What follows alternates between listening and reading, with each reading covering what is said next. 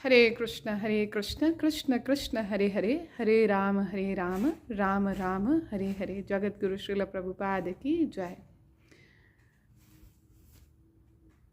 जहाँ तक बात लड़कियों की है कि लड़कियाँ सेफ नहीं हैं इस्कॉन में, लड़कियाँ इस पृथ्वी पे कहीं पे भी सेफ नहीं हैं। क्योंकि अगर हम चाहते हैं कि स्त्री के लिए जगत सुरक्षित हो, उसके लिए हर पुरुष को भगवत गीता का पालन करना होगा और हर स्त्री को भी भगवत गीता का पालन करना होगा, ताकि वो अपने इस दुर्लभ मनुष्य जीवन के महत्व को समझ सकें। हमें श्रील प्रभुपाद भगवत गीता के तात्पर्य में बोलते हैं, nothing should be accepted blindly, everything should be accepted by care and caution. तो अगर हम सेंटिमेंटली लोगों से अटैच हो जाते हैं और कुछ मिसबिहेवियर होता है तो वो उन लोगों का फॉल्ट है। तो इसलिए स्त्री को हमेशा सावधान रहना चाहिए। जो हमारे माता पिता ने हमको संस्कार दिए हैं, वही संस्कार इस्कॉन में आके हमारे पक्के हो जाते हैं, कन्विक्शन हो जाता है। तो श्रील प्रभुपाद जी की शिक्षाएं चाहे स्त्री के शरीर में है या कोई पुरुष के शरीर में है, हर जीवात्मा के लिए उसका मनुष्य जीवन सफल बनाने के लिए श्रील प्रभुपाद की शिक्षाएं, जो कि भगवद गीता यथारूप पे आधारित हैं,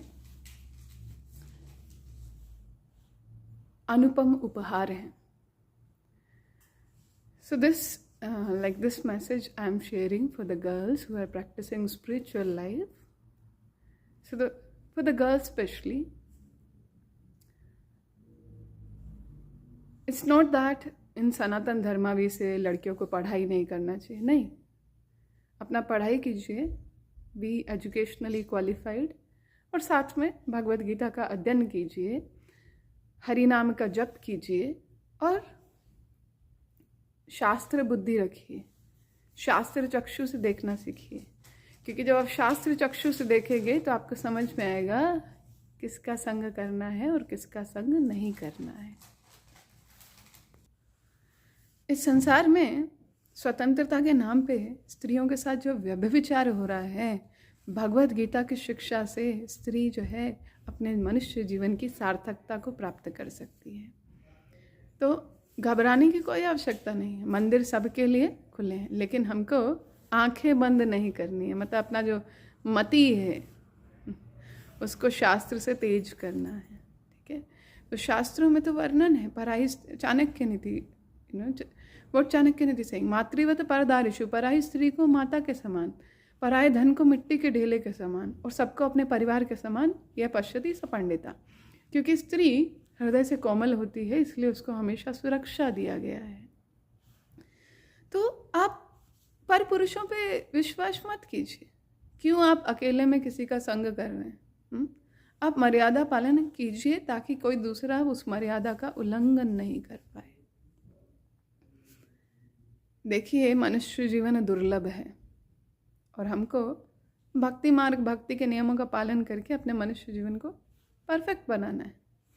तो प्रतिदिन 16 माला का जप, और इस्कॉन में बहुत सरल तरीके से स्पष्ट रूप से बताया गया है कि देखिए, जो मंदिर के कॉमन क्लासेस हैं वो सब अटेंड करते हैं, उसमें जो भी व्यासासन पे क्लास दे रहे हैं हम उनका कक्षा सुनते हैं। लेकिन जब प्रश्न व्यक्तिगत गाइडेंस का आता है तो हमको स्त्री को स्त्री से गाइडेंस लेना चाहिए और पुरुष को पुरुष से गाइडेंस लेना चाहिए।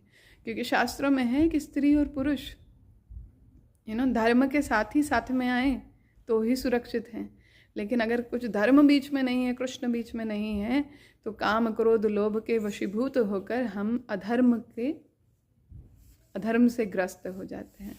इसलिए आध्यात्मिक जीवन में आपको किसी भी तरह के प्रश्न हैं, कुछ जिज्ञासा है, आपके माता पिता, मंदिर के वरिष्ठ माता जी, दे कैन हेल्प यू। पिछले लगभग 16 साल से मैं इस्कॉन में आ रही हूँ। It's completely safe, healthy, it's beautiful family, everyone take cares of you. And it's not that कि एक इस्कॉन में मैंने 15 साल से एक ही इस्कॉन मंदिर से कनेक्टेड है। 15 साल में लगभग 15 इस्कॉन, क्योंकि जैसे जैसे पढ़ाई हुआ, एक शहर बदले, मंदिर बदले, लेकिन प्रभुपाद की शिक्षाओं का यथारूप पालन होता है। इस्कॉन का हर मंदिर सबके लिए सुरक्षित है, प्रोवाइडेड हम अपनी मर्यादाओं को समझें और हम दूसरे को उसकी मर्यादा बता सकें। तो अनैतिक तरीके से हमको किसी का संग नहीं करना चाहिए। तो हम लोग आराम से अपना भक्तिमय जीवन सुरक्षित रूप से पालन कर सकते हैं। ठीक है, पढ़ाई को माया मत समझिए, माता पिता को माया मत समझिए।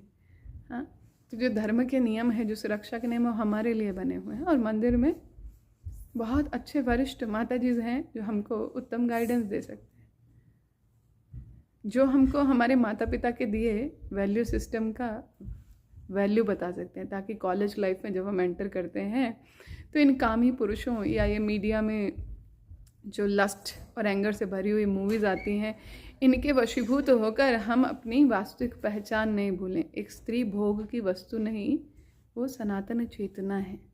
So if we value ourselves, everyone else will value us. And how to protect ourselves from predators? Avoid landing up in that situations.